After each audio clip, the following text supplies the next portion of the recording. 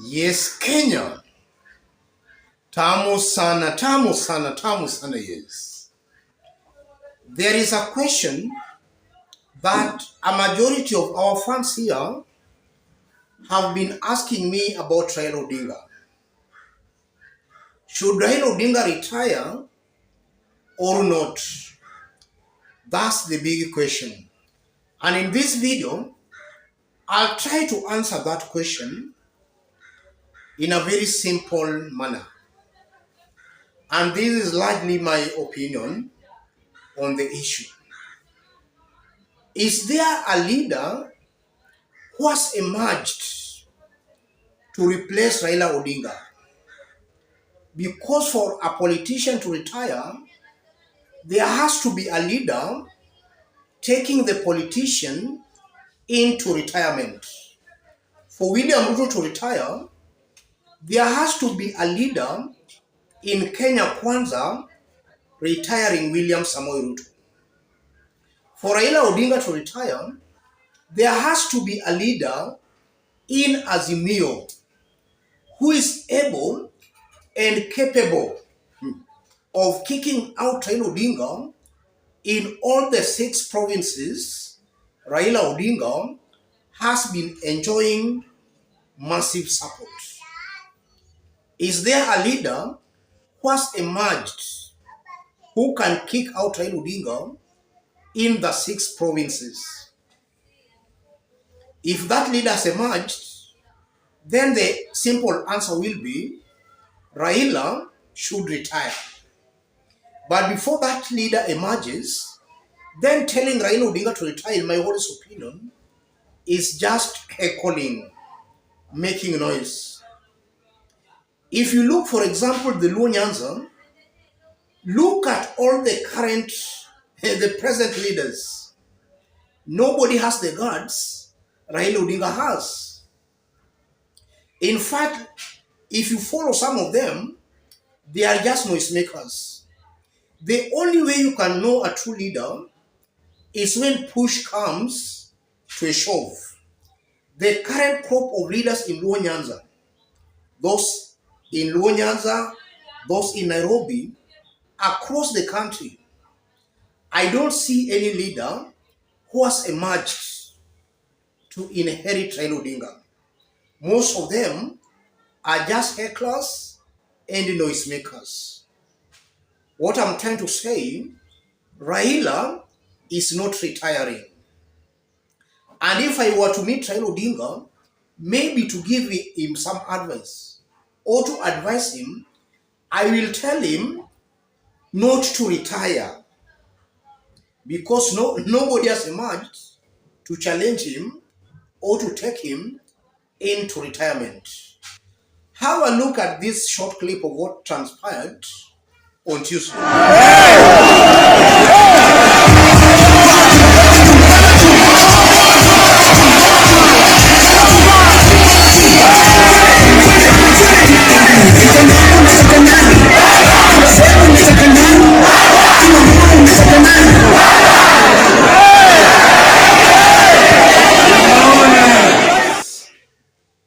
That was Raila Odinga at Kamkunji grounds in Nairobi. You are seeing the kind of enthusiasm with Raila Odinga supporters.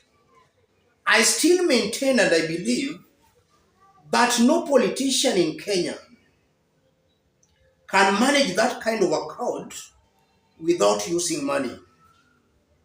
Raila managed that crowd without using money. And that should not be taken for granted. That only means one thing. Kenyans still have this man Raila Odinga.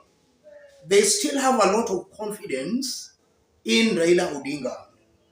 So for to tell Raila Odinga to retire, it's as if you are forcing the people to retire Raila Odinga. Something the people are not ready, not willing to do right now. Kenyans still have a lot of confidence and trust in Raila Odinga. The mere fact that in 2007, 2013, 2017 and 2022, there were some issues with our presidential elections. That does not mean the ground has deserted Raila Odinga. In fact, those issues, in my honest opinion, are even hardening Raila supporters more. The more you steal from this man, some of his supporters are being hardened into loving him more. And this is why sometimes when I see people saying Raila is retiring in 2022, Raila is retiring in 2017, it's only Raila Odinga himself who will decide whether he is retiring or not. But I'm not seeing Raila Odinga deciding that because he knows that the ground is still with him.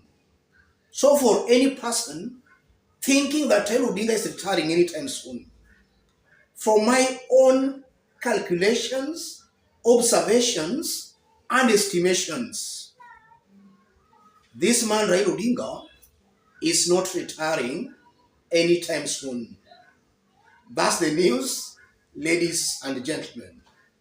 And just as I've been stating in this forum, come 2027, if William Ruto will be lucky to reach that time as Kenya's president, he will be the weakest candidate ever in a presidential election. And I'm saying that because already Kenyans who had very high hopes of a William Ruto's presidency, they have seen it for themselves that this man was not worth even being given that opportunity of serving this country as an MCA. As the head, William Ruto has clearly disapproved himself. He has proved to every other person that he's very clueless on governance. That's why I believe he will be the weakest candidate in 2027. When that time comes, I'm seeing a very high possibility where Kenyans will be fed up with this man to a point they will not mind who will be challenging him in 2027. Whether that person will be Raila Odinga or any other person, I don't think Kenyans will care. They will just want somebody who will be running against William Samoei Ruto. And they will overwhelmingly vote for that candidate unless William Ruto does a miracle before 2027. At this rate, it's obvious Ruto will be the weakest candidate. I saw Murkomen boasting on how the world has gotten a new leader in William Samoei Ruto. That is because of some sentiments William Ruto made when he was away. He was not speaking in Kenya. He was away. So Murkomen made some remarks insinuating that now the world has gotten a leader. Look at that kind of ignorance. If William Ruto is failing in Kenya, how can he shine globally? You are just seeing the kind of ignorance, the kind of stupidity with some of these leaders supporting William Samoei Ruto. They are completely blind. If William Ruto has failed at home, he can't even fulfill a simple promise he made to Kenyans of lowering the unga, or of lowering unga to 70. If he cannot even fulfill that, how will he be the leader the world has been waiting for? That again proves one thing. Ruto is surrounded by sycophants who are not telling him the truth. The truth of the matter, William Ruto is already a rejected leader locally and internationally. That's the truth William Ruto should and must be told. I think I've tried to answer that question of whether Raila is retiring or not. In my honest opinion, he is not retiring. He will only retire when a leader will emerge to take him into retirement. And normally a politician is never told to retire.